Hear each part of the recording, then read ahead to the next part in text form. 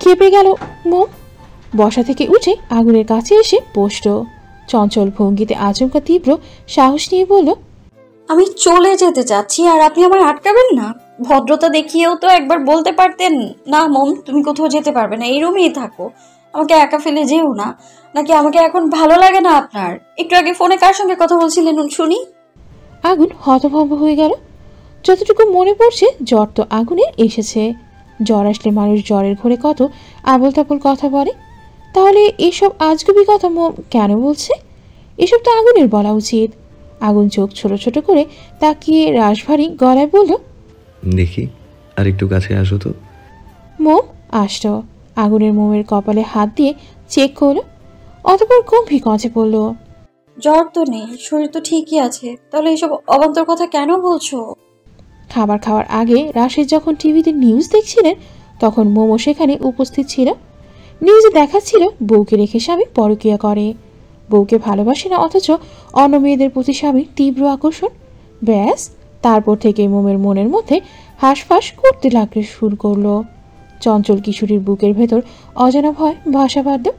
মোম গাল ফুরিয়ে বলল, আমি যখন চলে যেতে চাচ্ছিলাম আপনি আমাকে থেকে যেতে কেন বলেননি? যেতে কেন নিষেধ করলেন না আপনি? আগুন ঠোঁট কামড়ে হাসে, গলা খাকারি দিয়ে শান্ত কণ্ঠে বলল, তুমি কি চাও আমি তোমাকে আটকাই? মোম সরল গলায় জবাব দিল, চাই তো। আগুনের হাসি চড়া হলো। মোমকে হাঁচকা টান দিয়ে বুকে জড়িয়ে বিছানায় শুইয়ে দিল।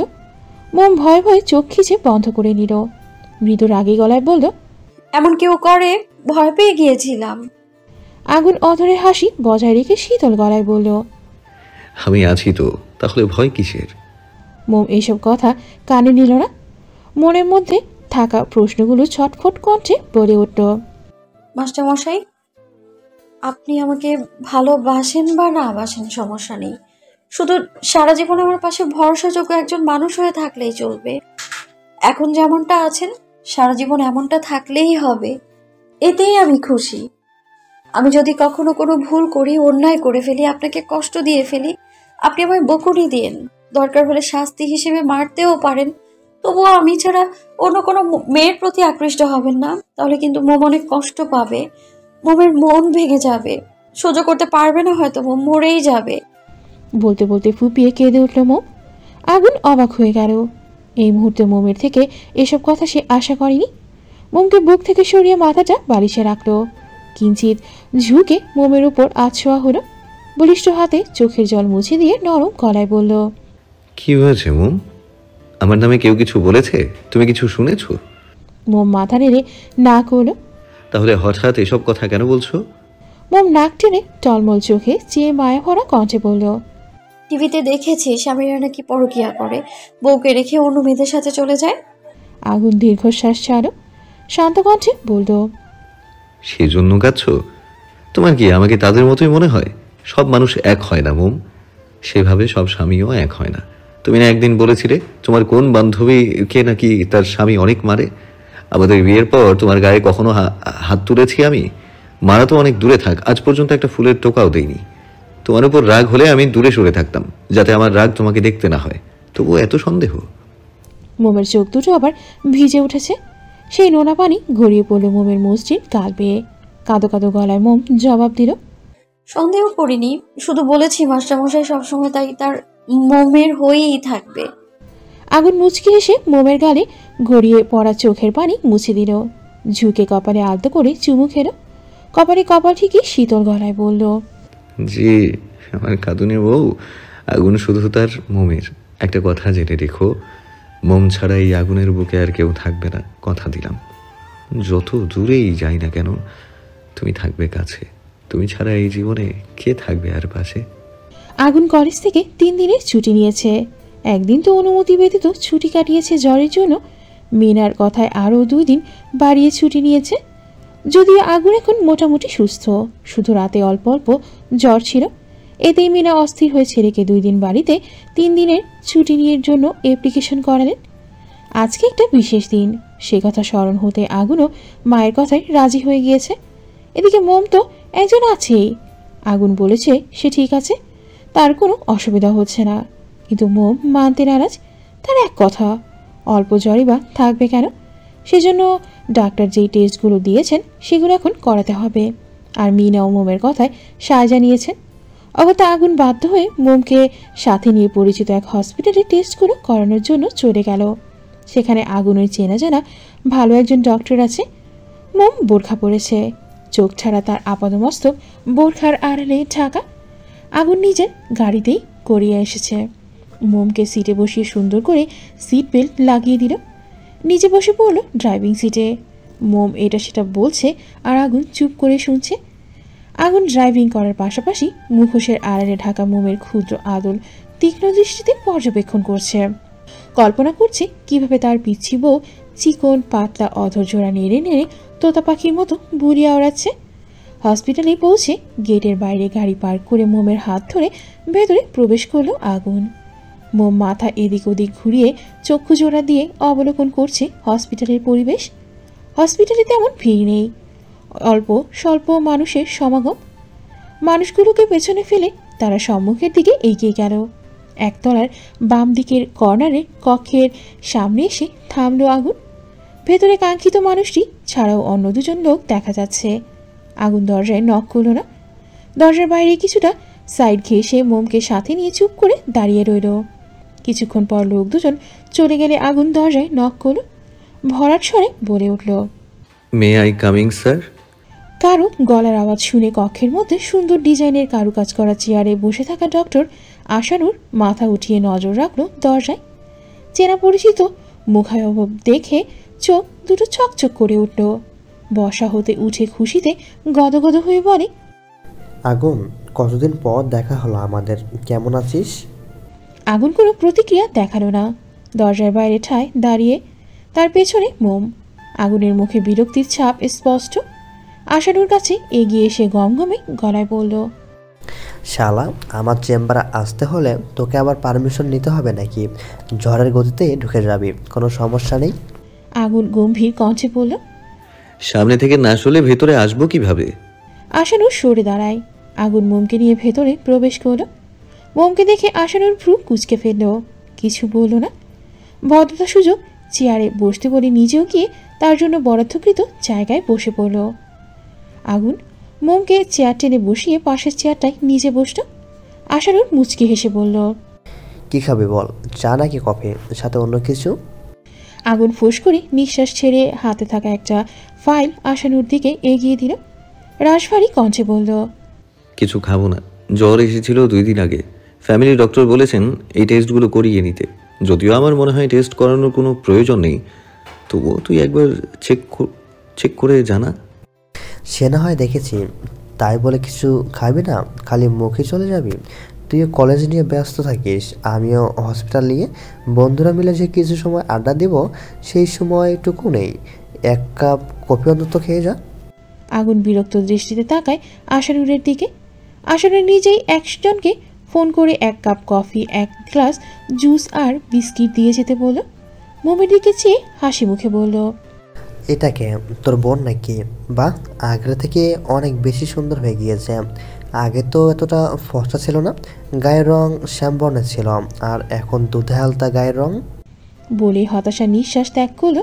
পুনরায় বলল, বা মেয়েদের সুন্দর হওয়ার জন্য কত রকমের প্রোডাক্ট বের করেছে রে, এসব মেখেই তো মেয়েরা মজা সুন্দরী হয়। তুই আবার ভাবিস না তোর বোনকে মেন করে কিছু বলেছি, আমি বাকি মেয়েদের উদ্দেশ্য বললাম আর কি। তা ময়ূরী, কেমন আছো তুমি? পড়াশোনা ঠিকঠাক চলছে তো? পড়া নিয়ে কোনো সমস্যা হলে নির্দ্বিধায় আমাকে ফোন করে জানাতে পারো। আমি যেহেতু একজন ডাক্তার, আশা করি তোমার অনেক হেল্প হবে। আগুন এতক্ষণ চোয়াল শক্ত করে আশানুরের কথাগুলো শুনল। আশানুর থামতেই টেবিলের উপর বলিষ্ঠ হাতে কিছুটা জোরে থাপ্পড় দিয়ে দাঁতের দাঁত চেপে ধমকে বলল, আর একটাও যদি আজাইরে কথা বলিস তাহলে গরম কফি তোর মুখে ঢেলে দিব। আশানুর হক চুকিয়ে যায়। মোমো কিঞ্চিত ভয় পেল। আশানুর ব্যগ্র কণ্ঠে বলল, রেগে যাচ্ছিস কেন? ওহো, তোর বোনকে ফোন করতে বলায় রাগ করছিস? আর এত রাগ করার কি আছে? তোর বোন মানে তো আমারও বোন। আগুন গলা ছেড়ে চিৎকার করে উঠল, শারাপ! আর একবার ওকে আমার বোন বললে তোর শ্বাসনালী চেপে ধরবো। আশানুর শুকনো ঢোক গিলে আমটা আমটা করে বলল, ভাই প্লিজ তুই শান্ত হ, এটা হসপিটাল, এখানে আমার একটা রেপুটেশন আছে, এভাবে চিৎকার করে আমার ইমেজ খারাপ করিস না। আগুন দমে গেল। মোমকে এক পলক দেখে শান্ত কণ্ঠে বলল, তোকে যেটা বললাম সেই কাজটা কর। আশানুর তীক্ষ্ণ দৃষ্টিতে চেয়ে শুধালো। তোর বোন না হলে ওকে? আগুন ভাবলেশীন গলায় বলল, তোর ভাবি। হোয়াট? আমার তো কোনো ভাই নেই, আমি আমার বাবা মায়ের একমাত্র সন্তান, তাহলে ভাবি আসবে কোথা থেকে? আশানুরের চোখ দুটো বড় বড় হয়ে গেল। অবিশ্বাসের সুরে বলে, দিনরাত অক্লান্ত পরিশ্রম করে তবে ঢাকা মেডিকেলে চান্স পেয়েছিলাম, বুঝেছিস?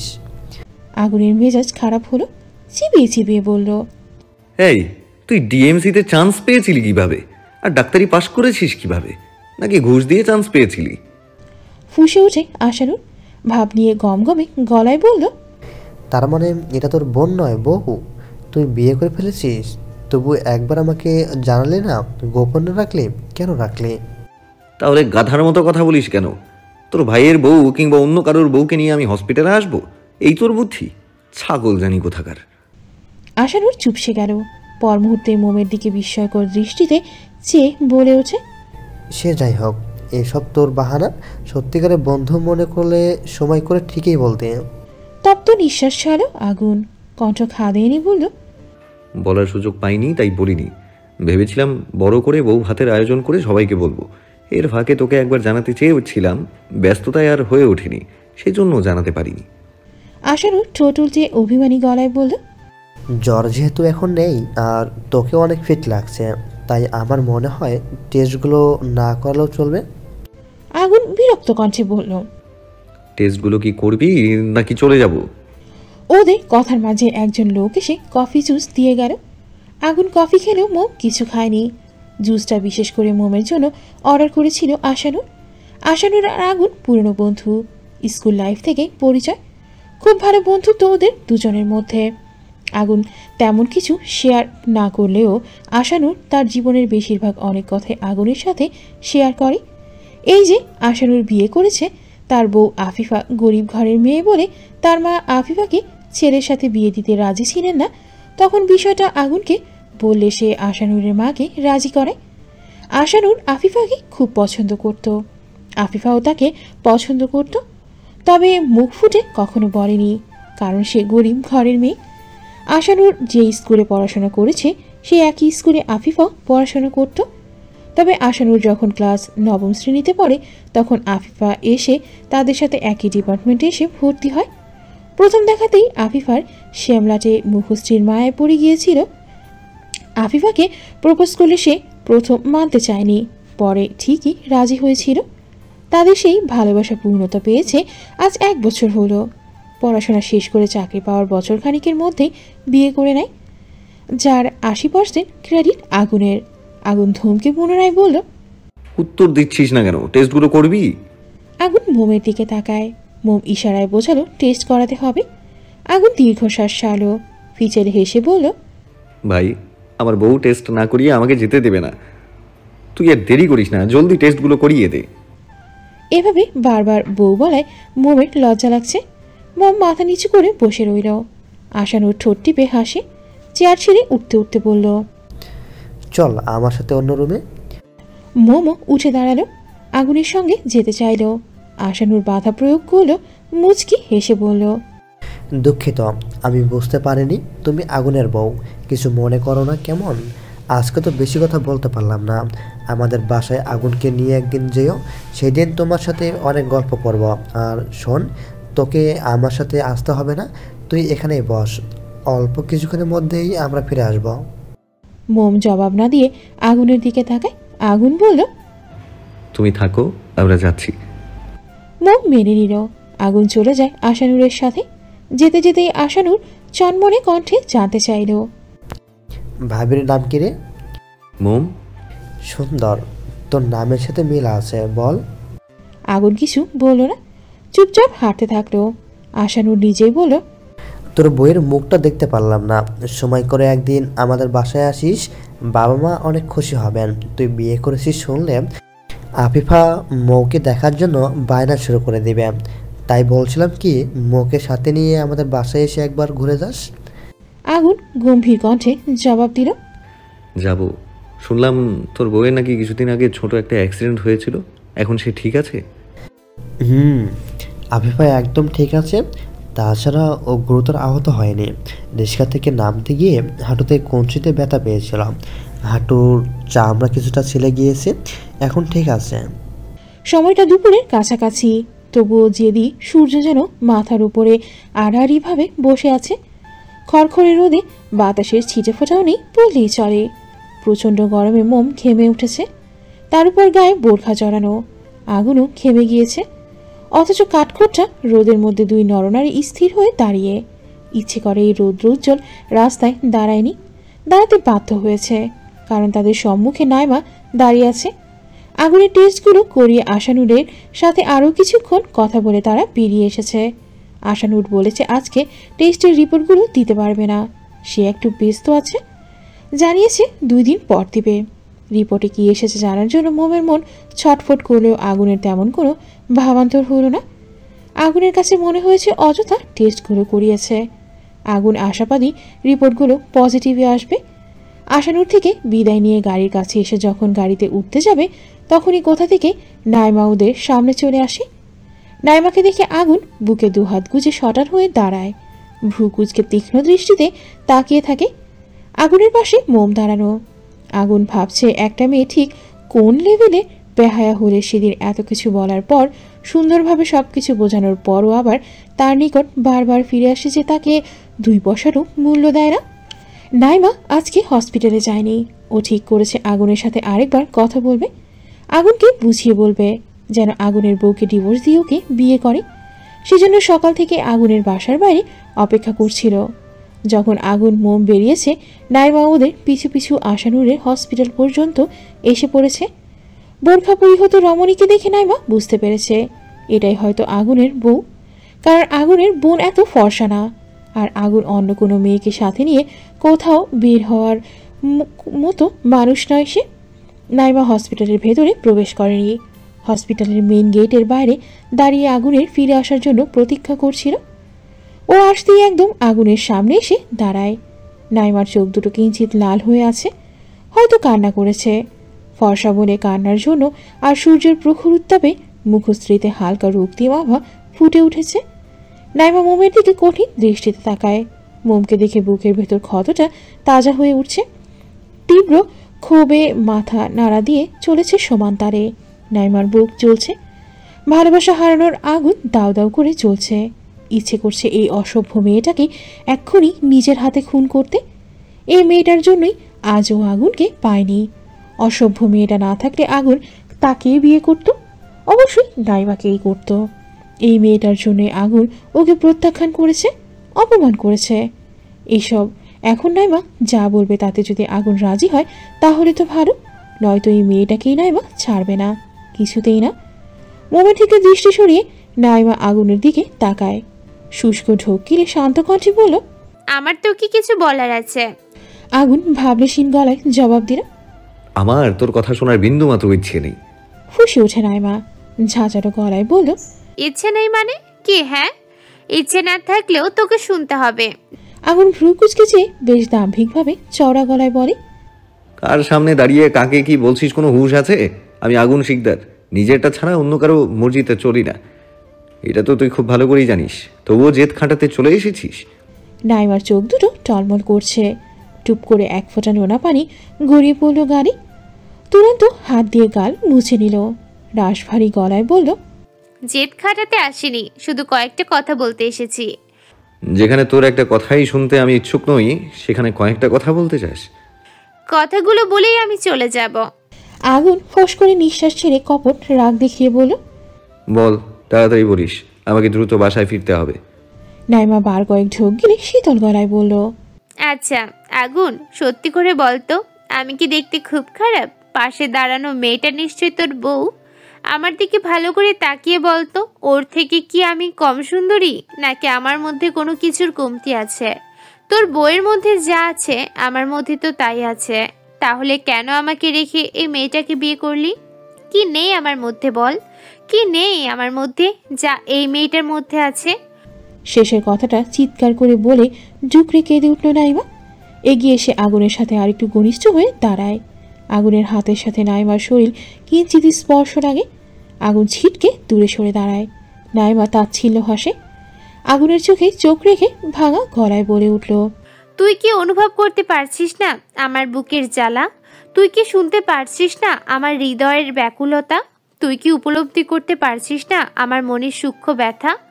এতটা পাষাণ হোস না আগুন, এতটা পাষাণ হোস না। আমি সহ্য করতে পারছি না রে, বিশ্বাস কর, পারছি না সহ্য করতে। তুই এই মেয়েটাকে ছেড়ে দিয়ে আমাকে বিয়ে করে নে প্লিজ। শুধু আমাকে ভালোবাসা দে। তোর নামের পাশে এই অশুভ মেয়েটার নাম কেটে আমার নামটা জুড়ে দে। আগুন বিরক্ত হলো। ঘুরে ফিরে আবার সেই এক কথা। মোম যেন নীরব ভূমিকা পালন করছে, কিছুই বলছে না। চুপ করে দুজনের কথাগুলো শ্রবণ করছে। আগুনের ধৈর্যের বাঁধ ভেঙে যাচ্ছে। চোয়ালদয় শক্ত হয়ে উঠেছে। রাগ হচ্ছে খুব। রাগে ফর্সা মুখশ্রী রক্তিম আভা ফুটে উঠেছে। জোরে জোরে শ্বাস টেনে নিজেকে শান্ত করার চেষ্টা করল। গম্ভীর কণ্ঠে দাঁতে দাঁত চেপে বলল, লিমিট ক্রস করিস না নাইমা। তোকে বারবার বারংবার ওয়ার্নিং দিয়েছি, তবুও একই কাজ বারবার করছিস। এখন তো অলরেডি নিজের লিমিট ক্রস করে ফেলেছিস। মেয়েদের গায়ে হাত তোলা পছন্দ করি না। ওই টাইপের ছেলেদের মতো হতেও পারিনি এখনো, সেজন্য কিছু বললাম না। নয়তো আমার বউকে আমার সামনে দাঁড়িয়ে অসভ্য বলার স্পর্ধা দেখানোর জন্য মিনিমাম গুনে গুনে তোকে 4টা থাপ্পড় মারা উচিত ছিল আমার। ফার্দার যদি মোমকে নিয়ে আর একটা বাজে কথা বলিস, তাহলে তোর জিভ টেনে আমি ছিঁড়ে ফেলবো। বন্ধুত্বের খাতিরে ভালোবাসা দেখেছিস, কিন্তু আমার রাগ এখনো দেখিসনি। তোকে তো বলেছিলাম আমার সামনে আর আসবি না। আজকে আবারও বলছি, ভালো করে তোর ওই বিকৃত মস্তিষ্কে ঢুকিয়ে নে। আমি আমার সহধর্মিনী মোমকে নিয়ে খুব খুশি। আগুনের অস্তিত্ব জুড়ে শুধুই মোমের বসবাস, যেটা সারা জীবন থাকবে। তোর মতো কুৎসিত মনের অধিকারী নারী কখনোই আগুনের সংস্পর্শে আসতে পারবে না। আর কি বললি, মোমের জন্য তোকে রিজেক্ট করেছি? Like seriously? তোর কথা শুনে ভীষণ হাসি পাচ্ছে। মোমের সাথে বিয়ে না হলেও আমি কখনোই তোকে বিয়ে করতাম না। তোকে তো আমি প্রেমিকার নজরে দেখিনি, তাহলে বিয়ের প্রশ্ন আসছে কোথা থেকে? অন্য কাউকে বিয়ে করলে অন্তত তোকে বিয়ে কখনোই করতাম না। তোকে আমি জাস্ট বন্ধু ভাবতাম, এর বেশি কিচ্ছু না। তবে আজকের পর থেকে আমার বন্ধু ভাবতেও রুচিতে বাঁধবে। এটা আগুন শিকদারের কথা। আর লাস্ট কথা হলো, তোর যদি ন্যূনতম লজ্জাবোধ থেকে থাকে তাহলে আর কখনো আমার সামনে আসবি না। বলেই মোমকে নিয়ে গাড়িতে উঠে পড়ল। গাড়ি স্টার্ট দিয়ে নিজ গন্তব্যে প্রস্থান করল। নাইমা প্রখর রোদের রাস্তার মধ্যে ঠায় দাঁড়িয়ে ভারাক্রান্ত মন নিয়ে এক দৃষ্টিতে তাকিয়ে থাকলো আগুনের ছুটন্ত গাড়ির দিকে। মোম গাড়ির সিটে মাথা হিলিয়ে চুপ করে বসে আছে। ওর চোখ দুটো বন্ধ। নাইমার বলা একের পর এক কথাগুলো স্মরণ করতে লাগলো। মোমের ভীষণ হাঁসফাঁস লাগছে। এসব কথা ভাবতে ভাবতে কখন যে চোখ দুটো ভিজে উঠেছে টেয়ারি পেল না। আগুন ড্রাইভিং করায় মনোযোগ দিল, তার ধ্যান মোমেতে আবদ্ধ। ভ্রু কুচকে তাকিয়ে আছে মোমের দিকে। মোমের নিশ্চুপতা আগুন মেনে নিতে পারছে না। আগুন ভেবেছিল মোম তাকে নাইমার ব্যাপারে জিজ্ঞেস করবে, মেয়েটাকে কেন তখন ওইসব অদ্ভুত কথাবার্তা বলছিল। তার সাথে আগুনের কী সম্পর্ক? মেয়েটা যে আগুনকে ভালোবাসে, আগুনও তাকে ভালোবাসে কিনা, এসব প্রশ্ন করে আগুনের কান ঝালাপালা করে দিবে। কিন্তু না, মোম তো কিছুই বলছে না। আগুন হতাশ হলো।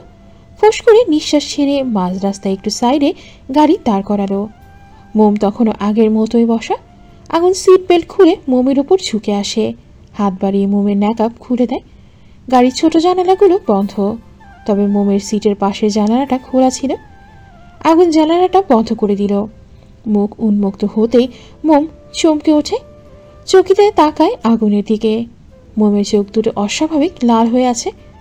চোখের কার্নিশ বেয়ে জল গড়িয়ে পড়ার ছাপ স্পষ্ট।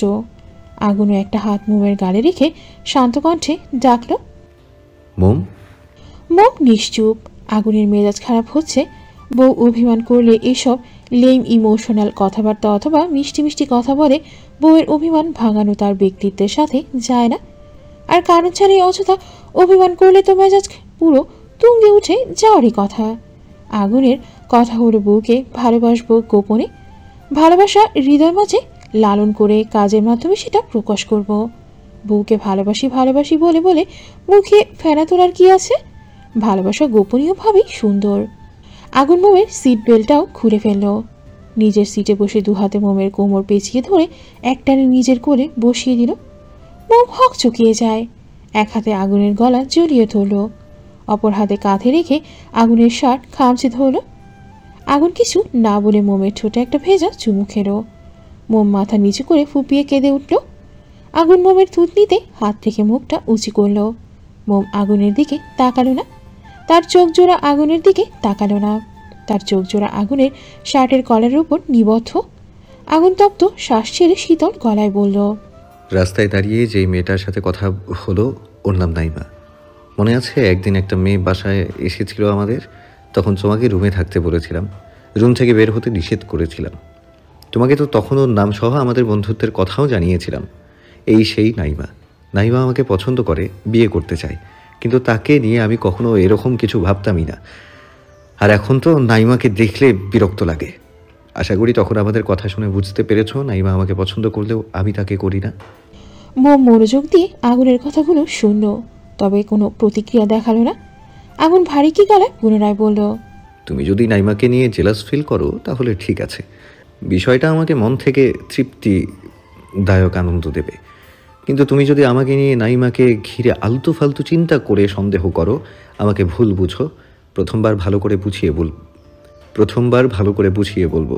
ইভেন এখনও সমানতালে বুঝিয়ে যাচ্ছি যে নাইমার সাথে আমার তেমন কোনো সম্পর্ক নেই। প্রয়োজনে কোনো প্রশ্ন থাকলে করতে পারো, আমি উত্তর দিয়ে সবটা ক্লিয়ার করার চেষ্টা করব। তবুও চুপ করে থেকো না। তোমার নিশ্চুপ থাকা আমার রাগ আরও বাড়িয়ে দিচ্ছে। আমি ইগনোর করলে সেটা তুমি সহ্য করতে পারবে না। আমি একবার কারো থেকে মুখ ফেরালে দ্বিতীয়বার আর তার দিকে ফিরে তাকাই না। তাই বলছি, সহজ হও আমার সাথে, কথা বলো। মোম আটকে উঠল। নাক টেনে টলমল চোখে আগুনের মুখের দিকে তাকায়, কাঁদো কাঁদো গলায় বলল, আমি আপনাকে ভুল বুঝছি না। নাইমা আপনাকে বারবার ভালোবাসি বলা শুনতে আমার খারাপ লেগেছে। উনি কেন আপনাকে ভালোবাসি বলবে? আপনি আর ওই নাইমার সাথে কথা বলবেন না। আগুন ঠোঁট কামড়ে হাসে, শান্ত কণ্ঠে শুধারো, আচ্ছা, আর কথা বলবো না।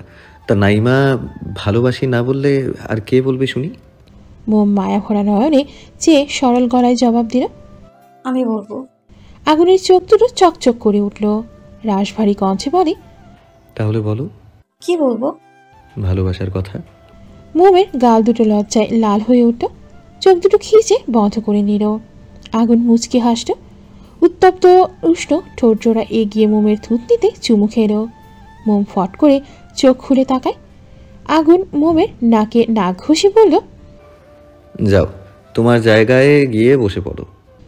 মোম শুনল না, আগুনের কোল থেকে নামলেও না, বরং মাথাটা ঢুকিয়ে দিল আগুনের প্রশস্ত বুকে। গলায় মুখ ডুবিয়ে চুপ করে বসে রইল। আগুন তাড়া দিয়ে বলল, ড্রাইভিং করবো তো মোম, তোমার সিটে গিয়ে বসো। মোম তবুও গেল না। আগুন দুষ্টু হেসে বলে উঠল, গাড়িতে রোমান্স করার ইচ্ছে আছে নাকি? আমার কোনো সমস্যা নেই, তবে তুমি লজ্জা পাবে না তো? মোম এবারেও নিশ্চুপ, শুধু আগুনের বুকে আলতো করে নরম হাতে আঘাত করল। আগুনের ঠোঁটে মিটিমিটি হাসি। মোমের মাথায় চুমু দিয়ে গাড়ি স্টার্ট দিল। জোর করে আর বউকে বুক থেকে সরিয়ে দিল না। গাড়ির স্পিড স্লো করে এক হাতে ড্রাইভ করছে, অপর হাতে মোমকে বুকে আগলে রেখেছে। মোমের মুখ খুব ভয় করছে, আগুনকে হারিয়ে ফেলার ভয়। মোম দিবে না, কাউকেই দিবে না তার মাস্টার মশাইকে নিয়ে যেতে। মোম আরও শক্ত করে আগুনকে জড়িয়ে ধরল। প্রশস্ত বক্ষে মাথা রেখে চুপ করে শুনতে থাকলো আগুনের বুকের ধুকপুক ধুকপুক শব্দ। ইংরেজি ক্লাস না করে ভর দুপুরে ভার্সিটির ক্যান্টিনে বসে আড্ডা দিচ্ছে আয়মান সহ তার ক্লাসের কয়েকজন বন্ধুরা মিলে। এই ইংরেজি ক্লাস না করার মূল কারণ ইংরেজি স্যার। এই স্যারের ক্লাস কখনোই ভালো লাগে না আয়মানের। বেটা ক্লাসের পড়া রেখে আউট জ্ঞান বেশি দেয়। আয়মান ক্যান্টিনের বেঞ্চিতে বসে বন্ধুদের কাছে সিঙ্গেল জীবনের দুঃখ প্রকাশ করছে, যা তার গুনগুন করে গাওয়া গানের মধ্যে প্রকাশিত হচ্ছে। আয়মানের এক বন্ধু জিজ্ঞেস করলো, আয়মান বসা হতে উঠে দাঁড়ায়, ব্যাগটা বাম কাঁধে চাপিয়ে তাচ্ছিল্য হেসে জবাব দিল, ওইগুলো সব থার্ড ক্লাস মার্কা মেয়ে, আমার সৌন্দর্য দেখে না। আমার বাবার টাকা আছে বলে আমার পিছু পিছু ঘোরে। যদি কখনো শুনতে পারে আমার কিছুই নেই, আমার বাবার কোনো সম্পত্তি আমি পাবো না, তখন আমার দিকে আর ফিরেও তাকাবে না। আমি যে এতগুলো মেয়েদের সাথে টাইম পাস করি সেই সব জানা সত্ত্বেও ওই মেয়েগুলো আমাকে ইমপ্রেস করার চেষ্টা করে। ভালো মেয়ে হলে এইসব শোনার পর কখনোই আমার সাথে রিলেশন জড়াতো না। তোর কি মনে হয় এই মেয়েগুলো শুধু আমার সাথেই কথা বলে? না রে পাগল, না রে পাগলা, তারা আমার মতো আরও অনেক ছেলের সাথেও রিলেশনশিপে জড়িয়ে আছে। যদিও অনেক মেয়েদের সাথে আমি টাইম পাস করেছি, তবে এই পর্যন্ত কোনো মেয়ের হাতটাও স্পর্শ করে দেখিনি। জাস্ট সাময়িক আনন্দের জন্য ওদের সাথে কথা বলি, এর বেশি কিছু না। একটু থেমে লম্বা শ্বাস টেনে পুনরায় বলল, আমার হবু বউয়ের দেখা পাবো কবে জানি না, কবে সে আমার জীবনে আসবে সেটাও জানি না। তবে যেই মেয়ে আয়মান শিকদারের বউ হবে তার মধ্যে অবশ্যই স্পেশাল কিছু থাকতে হবে, এমন কিছু যেটা বাকি মেয়েদের মধ্যে নেই। শুধু তার মধ্যে থাকবে এমন কিছু যার জন্য আমি তার প্রতি আসক্ত হয়ে পড়ব। সেই আসক্ততা এতটাই প্রবল যে এরপর আর অন্য কোনো মেয়ের প্রতি আকৃষ্ট হব না। যে মেয়ে সুন্দরী না হলেও চলবে, শ্যামবর্ণের হলে আমার কোনো সমস্যা নেই, বরং শ্যামবর্ণের মেয়েগুলো দেখতে ভীষণ মায়াবী হয়। বলেই পেছনে ফিরে হাঁটা ধরল। উদ্দেশ্য আগুনের ফ্ল্যাটে যাওয়া। ভার্সিটির গেট পেরিয়ে গাড়ির জন্য অপেক্ষা করছে সে। পরমুহূর্তে মনে পড়ল আজকে তো গাড়ি আসবে না। যদিও আয়মান বেশিরভাগ সময় রিক্সা করে বাড়ি ফিরে, তবে মাঝে মাঝে বাড়ির গাড়ি করেও ভার্সিটি যাওয়া আসা করে। দুপুরের সময় বলে হয়তো গাড়ি চালানো পরিশ্রমী মানুষগুলো খাবার খেতে গিয়েছে।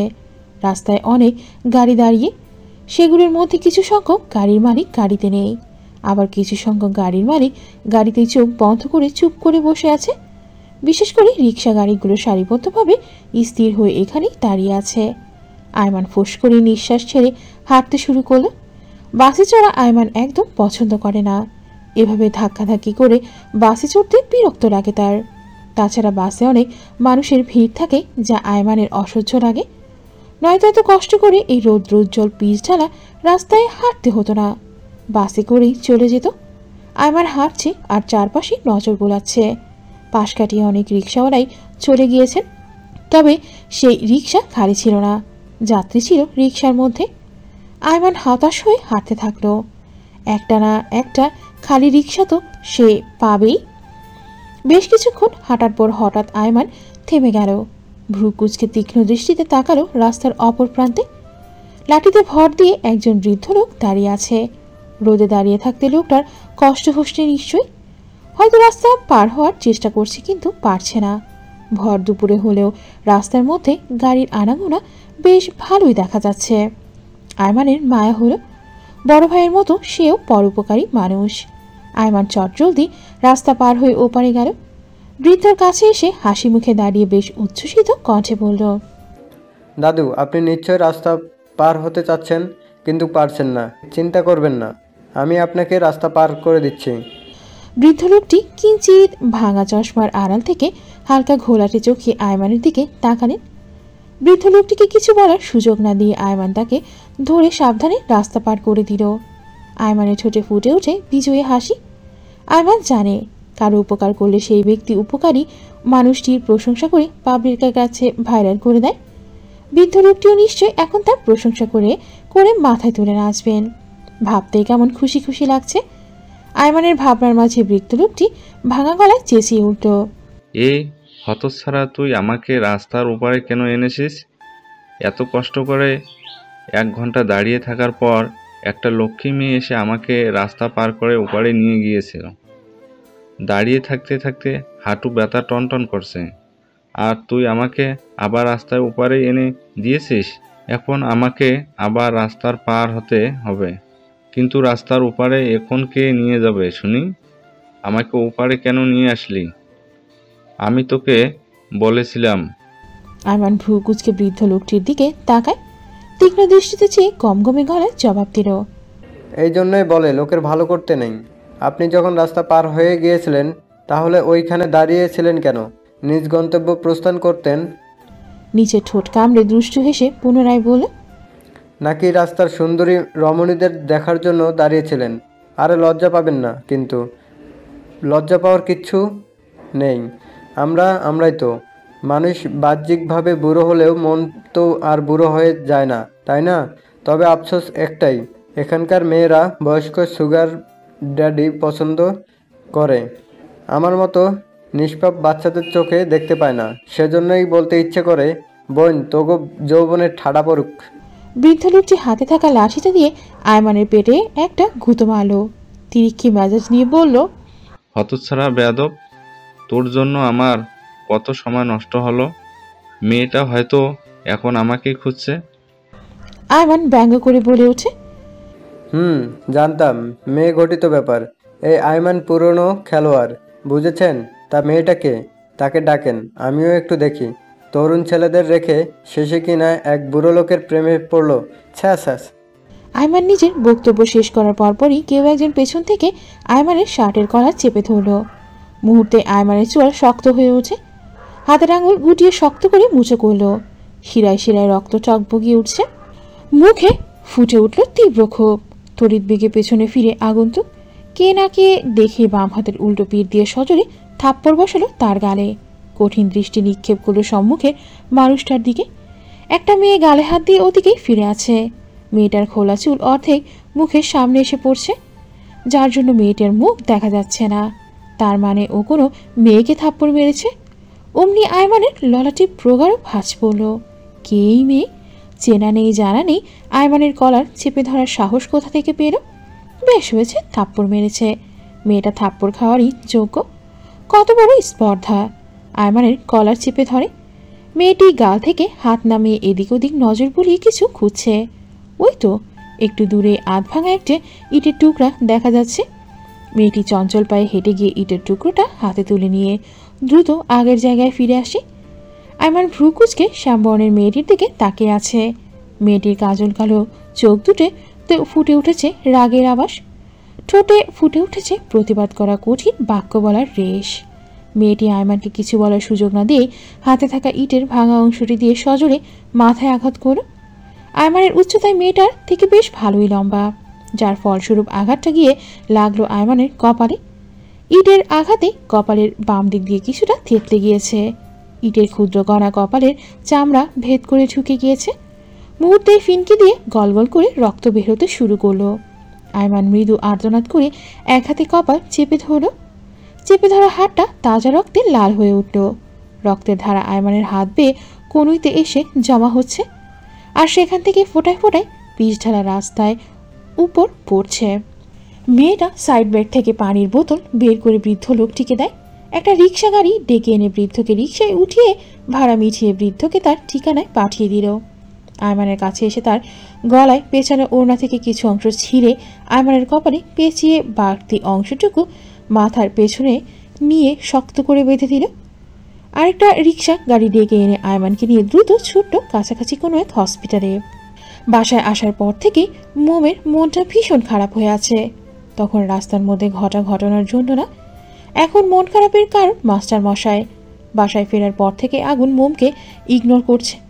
এই যেমন ফ্রেশ হয়ে দুপুরের খাবার খেয়ে মোমকে বলেছে এখন আগুনের রুমে না থাকতে, আয়মানের রুমে চলে যেতে, যেখানে মীরা ময়ূরীর সাথে সময় কাটাতে বলেছে। রেস্ট নিলে ওই রুমে থেকেই নিতে বলেছে। মীরা ময়ূরীর কোনো অসুবিধা হচ্ছে না, বরং তারা খুব খুশি। ময়ূরী তো বেশি খুশি, মোমের সাথে গল্প করতে পারবে। কতদিন একসাথে বসে আড্ডা দেওয়া হয় না। ময়ূরী মোমকে ভাবির থেকে বেশি নিজের ছোট বোন মনে করে। আয়মানের রুমের বিছানাটা বেশ ভালোই বড়, আরামসে তাদের তিনজনের জন্য জায়গা হয়ে যাবে। যেহেতু তিনজনই মেয়ে, তাই চাপাচাপি করে শুয়ে পড়লে কোনো সমস্যা নেই। মোম যেতে চায়নি, বলেছে সে আগুনকে কোনো ডিস্টার্ব করবে না, চুপটি করে বিছানায় শুয়ে থাকবে। কিন্তু আগুন মোমের কথা শোনেনি, ধমকে রুম থেকে বের করে দিয়েছে। আর তারপর থেকে মোমের মন খারাপ। বাসায় ফিরে আগুন ব্যস্ত হয়ে পড়ল। কত কাজ বাকি, ডাক্তারের কাছে গিয়ে কত সময় নষ্ট হয়ে গিয়েছে। ফ্রেশ হয়ে এসে রুমে বসে একটা ছোট্ট কাগজের মধ্যে কিছু লিখছে। লেখা হতেই সেটা ভাঁজ করে সাইডে রাখলো। ফোনটা হাতে নিয়ে আয়মানের নাম্বারে কল করলো। রিং হচ্ছে কিন্তু রিসিভ হচ্ছে না। পরপর কয়েকবার দিল, তবুও ফোন কেউ ধরছে না। আগুন সচরাচর কাউকে এতবার ফোন করে না, শুধু একটা কাজের জন্য আয়মানকে বারবার ফোন করছে। আগুনের মেজাজ খারাপ হচ্ছে, রাগে চোয়াল শক্ত হয়ে উঠেছে। আয়মানকে একটা কাজ দিয়েছিল, আয়মান যদি কাজটা করতে না পারে আগুনকে বলে দিত, আগুন সামনে নিত। একে দিয়ে একটা কাজ যদি ঠিকঠাক মতো হতো। সারাক্ষণ দুষ্টুমি আর অন্যের পেছনে লাগা ছাড়া ওর যেন আর কোনো কাজই নেই। আগুন উঠে ড্রেসিং টেবিলে থাকা জগ থেকে গ্লাসে পানি ঢেলে ঠকঠক করে খেয়ে নিল। দরজায় ঠকঠক শব্দ হতেই আগুনকে দরজা খুলে দিল। মোম দাঁড়িয়ে আছে, মোমের চোখ দুটো ফোলা ফোলা। আগুন ভ্রু কুচকে মোমকে আপাদমস্তক পর্যবেক্ষণ করল। হাত হতে রুমে নিয়ে এসে দরজা বন্ধ করে দিল। বিছানায় বসে নিজে পাশে বসল। বুকের মধ্যে হাত গুজে গম্ভীর কণ্ঠে জিজ্ঞেস করল, রুমে আসতে নিষেধ করেছিলাম না, তবুও কেন এসেছো? মোম গাল ফুলিয়ে চুপ করে বসে আছে, কিছু বলছে না। আগুন আলতো করে মোমের ছোঁয়া চেপে ধরল। ভ্রু উঁচিয়ে গমগমে গলায় জানতে চাইল, কিছু বলার না থাকলে শুধু শুধু এসেছো কেন? চলে যাও। আগুনের কথায় মোমের চোখে পানি চলে এসেছে। এভাবে বলার কি আছে? মোম তো ইচ্ছে করে আসেনি, আসতে বাধ্য হয়েছে। আয়মানের রুমের বিছানায় এক সাইডে হাত লেগে জগ থেকে পানি পড়ে ভিজে গিয়েছে। মিনা ময়ূরী কোনো রকম ম্যানেজ করে শুয়ে আছে। ভেজা জায়গাটা খালি, সেখানে তো আর মোমকে শুতে দিতে পারে না। তাই মিনা বলেছেন মোমকে আগুনের রুমে চলে যেতে। আগুন নিষেধ করায় মোম আসতে চায়নি, মিনা জোর করে পাঠিয়ে দিয়েছেন। মোম মুখ কালো করে বিছানা থেকে নেমে চলে যাওয়ার জন্য সামনের দিকে অগ্রসর হলো। দরজা খোলার আগে আগুন এসে হাত টেনে পুনরায় বিছানায় এনে বসিয়ে দিল। মোম হাত ছাড়ানোর জন্য ছটফট করছে, কিন্তু আগুনের বলিষ্ঠ হাত মোমের কোমল হাতটা শক্ত করে ধরে আছে। হাত ছাড়াতে না পেরে মোম ঢুকরে কেঁদে উঠল। আগুন হতভম্ব হয়ে গেল। মোমের কান্নার কারণ আগুনের বোধগম্য হলো না। তৎক্ষণাৎ মোমকে বুকে জড়িয়ে নিল। মোম আগুনের বুক থেকে সরে আসতে চাইল, কিন্তু পারল না। আগুনের বলিষ্ঠ হাত দুটি মোমকে মুক্তি দিল না। মোম আগুনের বুকের সঙ্গে মিশে ফুপিয়ে ফুপিয়ে কাঁদছে। আগুন মোমের মাথায় হাত বুলিয়ে দেয়। মোমের কান্না কমে আসতে আগুন শান্ত কণ্ঠে শুধালো, এখন কান্না করার কোনো কারণ দেখছি না। কান্না করার মতো কিছু হয়েছে কি? তাহলে শুধু শুধু কাঁদছো কেন? কান্না করার কারণটা কি জানতে পারি? ফুপিয়ে কান্না করার ফলে মোমের শরীর মৃদু কেঁপে কেঁপে উঠছে। আগুন আরও শক্ত করে মোমের ক্ষুদ্র শরীরটা নিজের সাথে জড়িয়ে রাখত। কপাল কুচকি কিছু একটা ভেবে চওড়া গলায় বলে উঠল, তখন রুম থেকে চলে যেতে বলেছি বলে কাঁদছো? এতে কান্না করার কি আছে মোম? আমার একটা ইম্পর্ট্যান্ট কাজ ছিল বলে তোমাকে রুমে আসতে নিষেধ করেছিলাম। মোম নিজেকে সামনে কাঁদো কাঁদো মুখ করে অভিমানী কণ্ঠে বলে উঠল, দুপুরে খাওয়ার পর রুমে আসতে নিষেধ করায় কাঁদছি না, বরং কিছুক্ষণ আগে এভাবে রুম থেকে চলে যেতে বলেছেন। কষ্ট পেয়েছি আমি।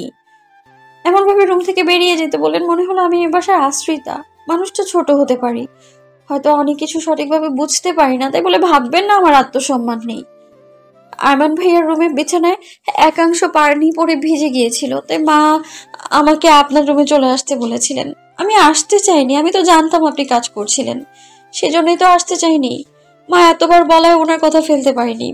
ভেবেছিলাম ড্রয়িং রুমে থেকে যাব, তবু আপনার রুমে এসে আপনাকে বিরক্ত করব না।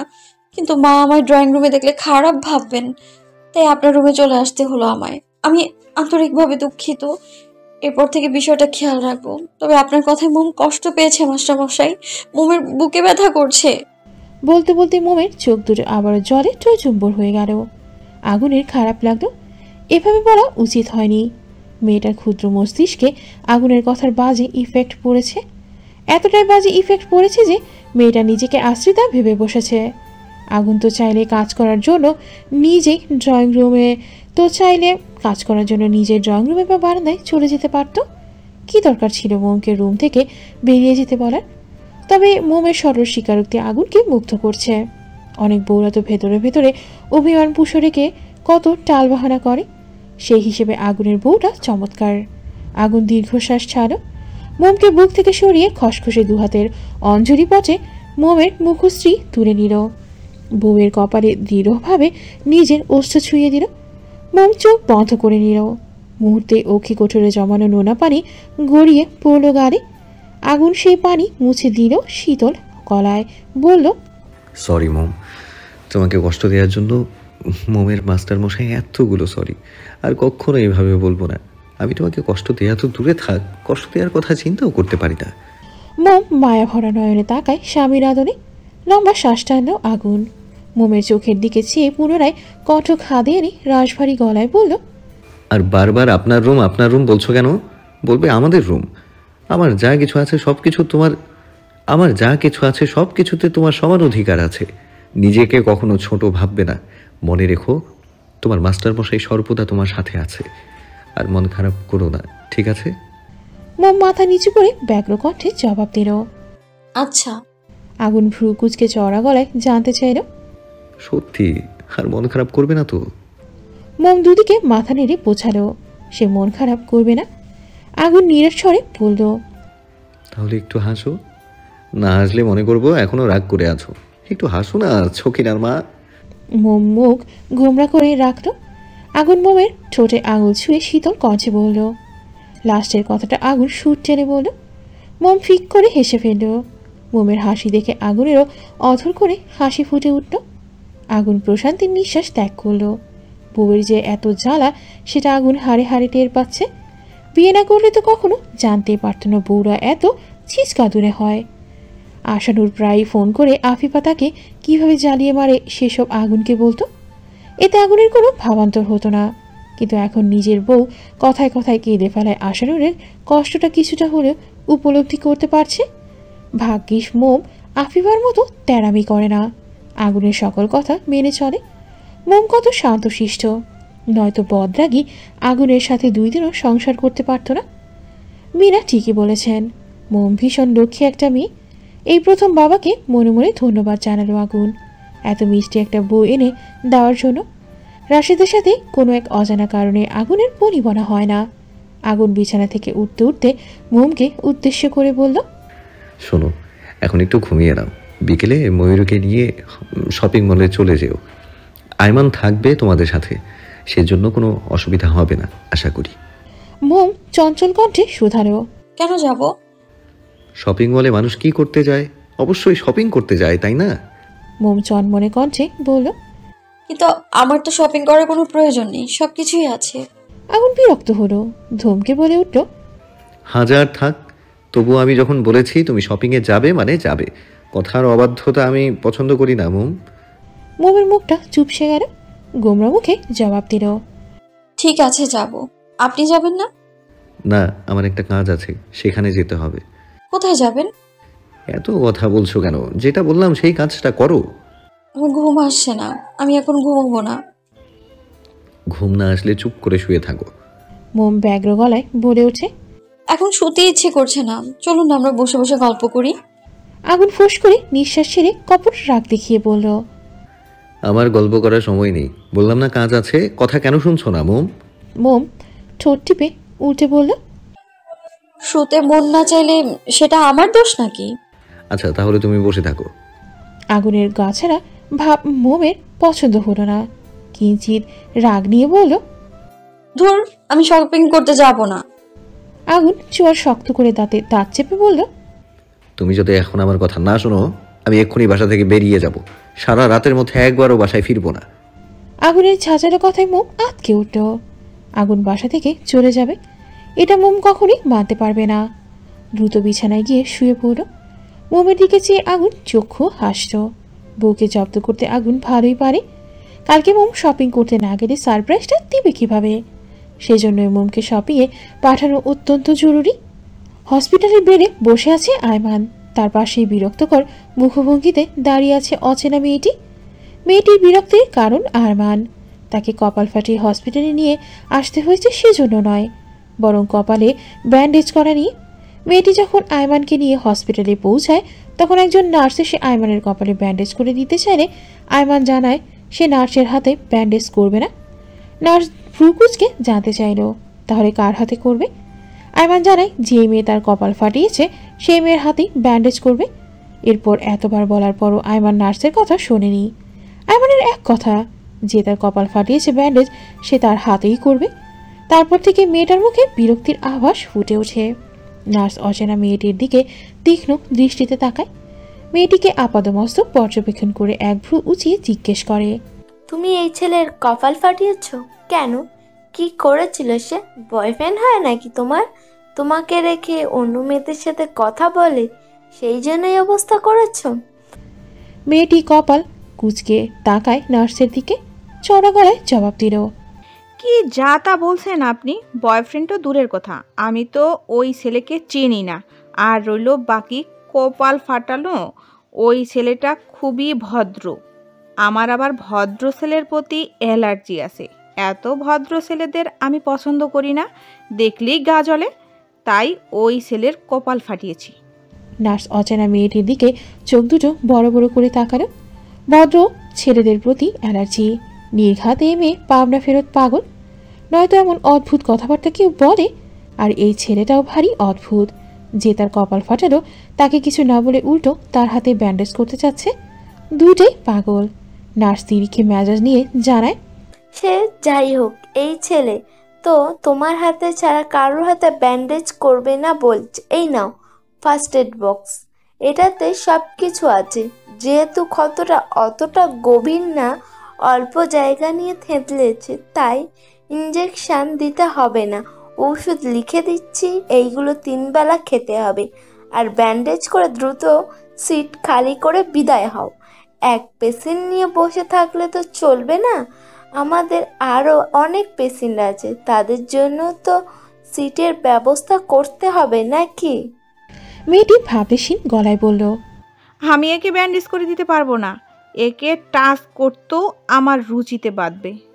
এই পর্যায়ে আয়মান খেপে উঠল, ঝাঁঝালো গলায় চেঁচিয়ে বলল, এই মেয়ে, এখানে কিন্তু বেশি বেশি বলছো। তোমার কোনো পাকা ধানে মই দিয়েছি আমি? হ্যাঁ, আমাকে টাচ করতে তোমার রুচিতে বাঁধবে, অথচ সারাটা রাস্তা আমার সাথে ঘেঁষে ঘেঁষে বসে আমাকে এক হাতে আগলে ধরে হসপিটালে নিয়ে আসলে, তখন রুচিতে বাঁধলো না? কার কপাল ফাটিয়েছো জানো? বিখ্যাত বিজনেসম্যান রাশেদ শিকদারের ছোট ছেলে আয়মান শিকদারের। এই অপরাধে আমি চাইলে তোমাকে জেলের ঘানি টানাতে পারি। তখন তোমার চ্যাটাং চ্যাটাং কথা কোথায় যায় আমি দেখব। এই কথায় মেয়েটির মুখ খানিকটা চুপসে গেল। জেলখানায় গেলে বাবা ভীষণ কষ্ট পাবে, হয়তোবা রাগও করবে। তার থেকে বরং এই উটকো ঝামেলাকে কপালে ব্যান্ডেজ করে দিয়ে বিদায় করে দেওয়াই ভালো। সেটাই ভালো হবে। ইচ্ছে না থাকা সত্ত্বেও আয়মানের কপালে ব্যান্ডেজ করে দিচ্ছে অচেনা মেয়েটি। আয়মান এক দৃষ্টিতে তাকিয়ে আছে মেয়েটির শ্যামলাটে মুখশ্রীর দিকে। মেয়েটির নজর আয়মানের থেতলে যাওয়া কপালে। এই মেয়ে যা ধানি লঙ্কা, কিছু জিজ্ঞেস করলে বলবে না, সেটা আয়মান খুব ভালো করেই বুঝতে পারছে। মুহূর্তে মাথার মধ্যে দুষ্ট বুদ্ধি খেলে গেল। খানিকটা গলা খাকারে দিয়ে ব্যগ্র গলায় শুধালো, বাবার আম্মু, তোমার বাসা কোথায়? মেয়েটা ভ্যাবাচেকা খেয়ে গেল। আশেপাশে নজর বুলালো। না, এই রুমে ও ছাড়া আর কোনো মেয়ে নেই। নার্স ঔষধ লিখে আরও কিছুক্ষণ আগে এখান থেকে চলে গিয়েছে। তাহলে কি কথাটাকে উদ্দেশ্য করে বলল?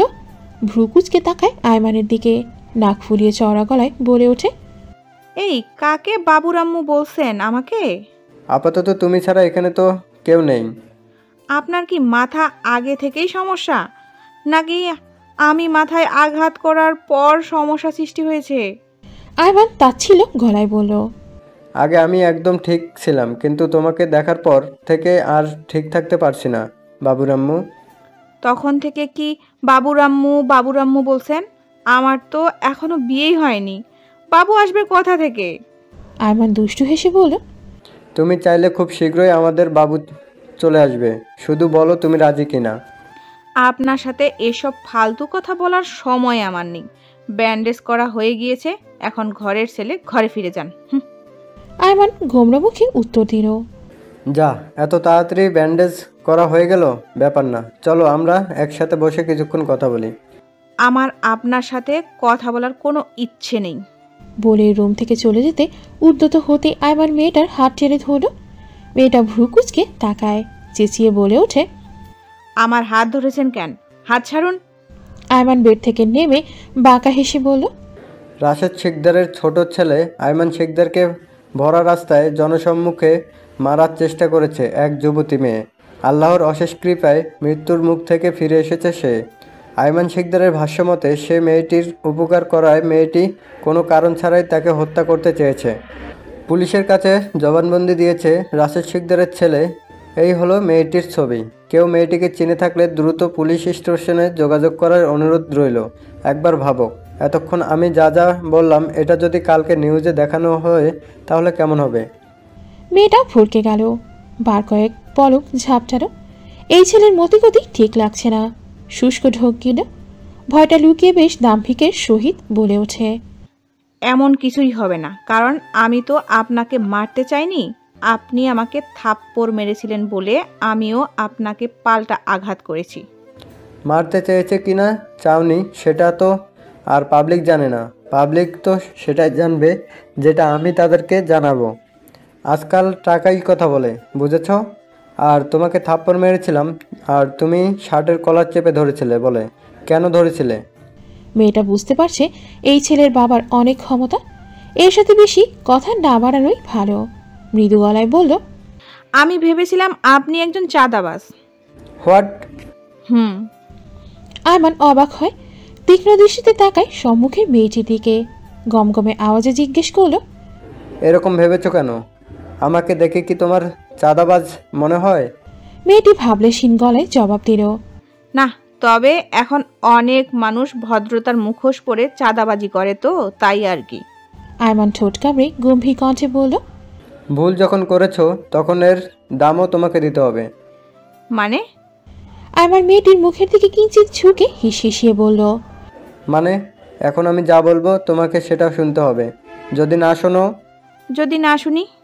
আয়মান সটল হয়ে দাঁড়ালো, রাশভারী গলায় বলল, না শুনলে একটু আগে যেটা বলেছি সেটা কাজের মাধ্যমে করে দেখাবো। মেয়েটা তর্জনী উছিয়ে গমগমে গলায় জবাব দিল, দেখুন। আয়মান কথা কেড়ে নিয়ে মুচকি হেসে বলল, আপনি কিন্তু বেশি বাড়াবাড়ি করছেন। বাড়াবাড়ি তো এখনো কিছুই দেখোনি। আমার কথা না শুনলে সেটাও খুব শীঘ্রই দেখতে পারবে। মেয়েটি ফোঁস করে নিঃশ্বাস ছেড়ে কপট রাগ দেখিয়ে বলল, বলুন, কি করতে হবে আমাকে? So sweet. এখন যা যা জিজ্ঞেস করব সব কিছু সঠিক উত্তর দেবে এবং আমাকে বাসায় পৌঁছে দিয়ে তবে তুমি নিজের বাড়িতে যাবে। এখন তো আপনি ঠিক আছেন। ভুল, আমি ঠিক নই। একা একা বাসায় যেতে পারবো না। মাথা ঘুরে যদি পড়ে গিয়ে আবার ব্যথা পাই তখন, তাই তোমাকে সাথে যেতে হবে। তাছাড়াও তোমারও বাসাটা চেনা হয়ে যাবে। তবে আপাতত ভাসুরের বাসাটা চেনে রাখো। মেয়েটি দাঁতে দাঁত চেপে বলল, কি বললেন? ভাসুর? এখানে আবার ভাসুর আসলো কথা থেকে? আয়মান মেকি হেসে জবাব দিল, কিছু বলিনি। আচ্ছা, তোমার নাম কি? বাসা কোথায়? কোন ক্লাসে পড়ো? বলবো না। বলতে তো হবেই। মনে আছে তো আমার কথা না শুনলে? মেয়েটি বিরক্ত নিয়ে বলল, আনিকা, ইন্টার সেকেন্ড ইয়ারে পড়ি। সামনেই এক্সাম দিব, আর বাসার ঠিকানা বলবো না। আয়মান ঠোঁট কামড়ে হাসে উচ্ছ্বসিত কণ্ঠে বলল, যতটুকু বলেছ এনাফ। বাসায় ঠিকানা বলতে হবে না, আমি নিজেই খুঁজে নিতে পারবো। আপনি কেন আমাদের বাসা খুঁজবেন? সেটা এখন তোমার না জানলেও চলবে। দেরি হচ্ছে, চলো। আনিকা সামনের দিকে হনহনি হাঁটা ধরল। আয়মান ফের পিছু ডাকলো। চোয়ার শক্ত করে তাকায় সে। আয়মান মিটিমিটি হেসে ব্যগ্র গলায় বলল, একা হাঁটতে কষ্ট হচ্ছে, তোমার সাপোর্ট দরকার। আনিকা দীর্ঘশ্বাস ছাড়ল। না চাইতেও আয়মানের এক বাহু আঁকড়ে ধরে হাঁটতে লাগলো। আয়মান বাহু ছাড়িয়ে আনিকার কাঁধ জড়িয়ে ধরল। আনিকা কটমট করে তাকাতেই আয়মান জানায়, এভাবে তাকিও না, আমার লজ্জা লাগে। আর জাস্ট বাহু আঁকড়ে ধরায় ঠিক মতো হাঁটতে পারছিলাম না, এখন একদম পারফেক্ট। আয়মান বাসায় পৌঁছে আনিকাকেও বিদায় দেওয়ার সময়ও মেয়েটাকে জ্বালাতে ভুলল না। আয়মানের কপালে ব্যান্ডেজ দেখে মীরা অস্থির হয়ে পড়লেন। আয়মান মাকে শান্ত করে বলল, হাঁটতে গিয়ে পিচ ঢালা রাস্তায় হোঁচট খেয়ে পড়ে কপালে কিছুটা ব্যথা পেয়েছে। এখন সে ঠিক আছে। মীরা নিজ হাতে ছেলেকে ভাত খাইয়ে ওষুধ খাইয়ে দিলেন। আয়মান চলে গেল ভাইয়ের সাথে কথা বলতে। আগুন ভেবেছিল আয়মানকে কিছু করা কথা শুনিয়ে দেবে, কিন্তু আয়মানের কপালে ব্যান্ডেজ দেখে আর রাগারাগি করল না। আয়মান আগুনের রুমে এসে দেখে দরজা খোলাই আছে। তবুও একবার টোকা দিয়ে মৃদু স্বরে ডেকে উঠল, ব্রো, ভেতরে আসবো? আগুন কমকমে গলায় জবাব দিল, না। আয়মান হক চুকিয়ে যায়। ডেট করেছে বলে হয়তো ভাই রাগ করেছে। সাফাই দেওয়ার প্রস্তুতি নিতে আগুন রুম থেকে বেরিয়ে দরজা আটকে দিল। গম্ভীর কণ্ঠে বলল, আমার সাথে আয়, মোম ঘুমোচ্ছে। রুমে কথা বললে ওর ঘুমের ব্যাঘাত ঘটবে। আয়মান চলল ভাইয়ের পিছু পিছু। আগুন ড্রয়িং রুমে এসে থামল। সোফায় বেশ আয়েশ করে বসল। আয়মানকেও ইশারায় পাশে বসতে বলল। আয়মান বসল। আগুন ভারে কি গলায় জানতে চাইল, যেই কাজটা করতে বলেছিলাম করেছিস? তুমি চিন্তা করো না, সঠিক সময়ে এসে পড়বে। তবুও তুমি একবার চাইলে রিসিভ করতে যেতে পারো। যাব। তোর কপাল ফাটলো কিভাবে? আয়মান থমথমে খায়। স্মিত হয়ে সে জবাব দিল, তখন তো বললাম হোঁচট খেয়ে পড়ে গিয়েছিলাম। আগুন তীক্ষ্ণ দৃষ্টিতে চেয়ে রাশভারী কণ্ঠে শুধারো, তুই শুধু হোঁচটই খাস? হোঁচট খেয়ে ড্রেনে পড়ে যাস, রাস্তায় পড়ে যাস। মীরাও তো এতবার হোঁচট খায় না। তুই ছেলে হয়ে যতবার হোঁচট খাস। আয়মানের মুখটা চুপসে গেল। কিছুটা অপমানিত বোধ করল। ভাই ওই পারে একমাত্র ওর রাস্তা ক্লিয়ার করে দিতে, তাই আর আগুনের থেকে কিছু লুকালো না। লুকানোর কি আছে? আজ না হোক কাল আগুনকে তো জানাতেই হতো। আয়মান গড়গড় করে রাস্তায় আনিকার সাথে কিভাবে দেখা হয়েছে, কিভাবে কপালে আঘাত পেল, হসপিটালে যাওয়া, তারপর আনিকার সাথে বাসায় আসা পর্যন্ত সব কিছুই খুলে বলল। কিছুই লুকায়নি। আগুন মনোযোগ দিয়ে সবটা শুনল। আয়মান নিষ্পাপ মুখ করে ভাইয়ের নিকট আবেদন জানায়, bro, I really like her. I think I love her. আগুন ভ্রুকুচকে চড়া গলায় বলল, পছন্দ করেছিস মানলাম, কিন্তু আজকেই তো দেখা হলো, এই তো ঘন্টাখানিক হবে, এরই মধ্যে ভালোবেসে ফেললি? আয়মান ঠোঁট উল্টে বলল, ভালোবাসতে হলে কি বেশি সময় লাগে নাকি? তোমার হয়তো অনেক সময় লাগতে পারে, আমার না। তুমি তো একটা নিরামিষ, নয়তো তোমাদের বিয়ের মাস পেরিয়ে গেল, অথচ এখনও চাচ্চু ডাক শোনাতে পারলে না। আমাকে একবার বিয়ে করিয়ে দেখো, তোমার আগে আমি যদি বাবা হতে না পেরেছি তখন বলো। আগুন ধমকে বলে উঠল, লাগাম টেনে কথা বল আয়মান। বড় ভাইকে এসব কথা বলতে লজ্জা করে না? আয়মান ভাবলেশহীন কণ্ঠে বলে, লজ্জা লাগবে কেন? ছেলেদের লজ্জা থাকতে নেই, এতে নিজেরাই ক্ষতি। আগুন বিরক্ত হয়ে গম্ভীর কণ্ঠে বলে, আমার সামনে থেকে চলে যা। আয়মান বুঝতে পারল আগুন রেগে যাচ্ছে, কিন্তু ভাই রেগে গেলে তো মহা মুশকিল। দেখা যাবে তার শখের আনিকা হাতছাড়া হয়ে গেল। তাই নত মস্তিষ্কে মাসুম চোখে তাকিয়ে নরম গলায় বলল, আচ্ছা আর বলবো না, তবুও রাগ করো না। আমি তো তোমার ওই কাজটা করে দিয়েছিল বলো। আবার বিকেলে ভাবিকে নিয়ে শপিং মলেও যেতে হবে। ভেবো না আঘাতের ছুতো দিয়ে বাসায় বসে রেস্ট নেব। ব্যথার মেডিসিন খেয়েছি, আমি এখন একদম ঠিক আছি। শপিংয়ে যেতে আমার কোনো অসুবিধা হবে না। আগুন নিশ্চুপ রইল। আয়মান আমতামতা করে বলল, বলেছিলাম কি, তোমার এই সারপ্রাইজ প্ল্যানিংটা মিটে গেলে আনিকার ফ্যামিলির সাথে কথা বলে আমার একটা ব্যবস্থা করে দিও প্লিজ। আগুন চোখ রাঙিয়ে তাকায়। এমন তড়িৎ গতিতে পুনরায় বলে ওঠে, আরে না, এখনই বিয়ে করতে চাচ্ছি না, আপাতত জাস্ট এঙ্গেজমেন্ট করিয়ে দিলেই হবে। আগুন এবার সিরিয়াস হয়ে জানতে চাইল, মেয়েটা জানে তুই তাকে পছন্দ করিস? না। মেয়েটা কি তোকে পছন্দ করে? আরে না, ও তো আমাকে সহ্যই করতে পারে না, পছন্দ তো দূর। আগুন থমকে দাঁতে দাঁত চেপে বলল, মেয়েটা তোকে পছন্দ করে না, তুই তাকে পছন্দ করিস সেটাও জানে না, তাহলে এত তাড়াতাড়ি এঙ্গেজমেন্ট কিভাবে হবে? মেয়েটা যদি রাজি না থাকে তাহলে তার ইচ্ছার বিরুদ্ধে গিয়ে আমি কখনোই তোদের এঙ্গেজমেন্ট করাবো না। আয়মান একটু ভেবে বলল, আনিকা যদি রাজি থাকে তখন তো আর কোনো সমস্যা থাকবে না, তাই না? ঠিক আছে, আনিকাকে রাজি করানোর দায়িত্ব আমার। ও রাজি হয়ে গেলেই তুমি ওর ফ্যামিলির সাথে কথা বলবে, ওকে? দেখা যাক, আগে রাজি তো করা, পরেরটা পরে ভেবে দেখা যাবে। আগুন উঠে দাঁড়ায়। ত্রস্ত পায়ে প্রস্থান করলো নিজ রুমের দিকে। দরজা আটকে বিছানায় আসে। এখনো বেশ কিছু কাজ বাকি আছে। আশা করা যায় বিকেলের মধ্যেই সকল কাজ কমপ্লিট হয়ে যাবে। এখন একটু রেস্ট নেওয়া যাক। মোম ওপাশ ফিরে শুয়ে আছে। আগুন ভ্রু কুঁচকে তাকায়, বিড়বিড় করে বলে, ঘুম পাগলি বলে ঘুম আসছে না, তাহলে এখন কে ঘুমাচ্ছে? মোম নয় তো কে? আমার বউ? ও হ্যাঁ, সকিনার মা। না না, আমার হবু বাবুর আম্মু। আগুন নিজের বোকা বোকা কথায় নিজে কিঞ্চিত মুচকে হাসল। নিজের বালিশ মোমের বালিশের সাথে মিশিয়ে মোমের শরীর ঘেঁষে শুয়ে পড়ল। পেছন থেকে মোমকে শক্ত করে জড়িয়ে ধরে কাছে নিয়ে আসলো। এভাবে কিছু মুহূর্ত কাটার পর আগুন ঝুঁকে নিজের মুখটা মোমের মুখের কাছে আনল। মোমের কোনো হেলদোল নেই, সে আরামে ঘুমাচ্ছে। মোমের মুখের সামনে আসা কিছু বেহায়া চুলগুলো আঙুল দিয়ে কানের পিঠে গুজে দিল। এই চুলগুলোর প্রতি আগুনের ভীষণ হিংসা হচ্ছে। এই কোমল নরম মুখে কেবল আগুনের ওষ্ঠের বিচরণ ঘটবে, আর কারো আধিপত্য বিস্তার আগুন সহ্য করতে পারবে না। সেটা ভুল চুল হলেও না। এই বেহায়া চুলগুলো উড়ে সে আগুনের বউয়ের মুখে কি সুন্দর তাদের জায়গা করে নিচ্ছে। এতে আগুন চরম বিরক্ত। ভারী কি নিঃশ্বাস ছেড়ে উত্তপ্ত নরম ওষ্ঠপুর ছুঁয়ে দিল মোমের মসৃণ গালে। গাঢ় করে একটা চুমু খেয়ে তৎক্ষণাৎ নিজেকে সরিয়ে নিল। মোমের কানের কাছে মুখ নিয়ে ফিসফিস করে বলল, বিয়ের পর তোমাকে নিজে থেকে কিছুই দেইনি আমার কোমলমতি। এখন যেই সারপ্রাইজগুলো দিব আশা করি পুষে যাবে। যদিও মানুষের চাহিদার শেষ নেই, আমি সর্বোচ্চ চেষ্টা করব তোমার সকল চাহিদা পূরণ করার।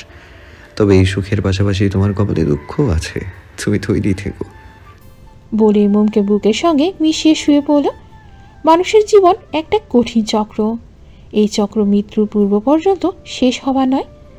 এই কঠিন চক্রের বেড়াজাল থেকে প্রতি মুহূর্তে লড়াই করে বাঁচতে হয়, টিকে থাকতে হয় এই সাময়িক সময়ের জন্য আসা পৃথিবীতে। এই মানুষগুলো ঘুমানোর আগে কত শত স্বপ্ন বোনে, সেথায় থাকে কত আকাঙ্ক্ষা, অথচ কখনো কখনো ঘুম ভাঙলে সেই সোনালী স্বপ্নগুলো কারো অন্ধকারে ঢেকে সেখানে প্রতিস্থাপিত হয় কত শত বিষাদের ছায়া।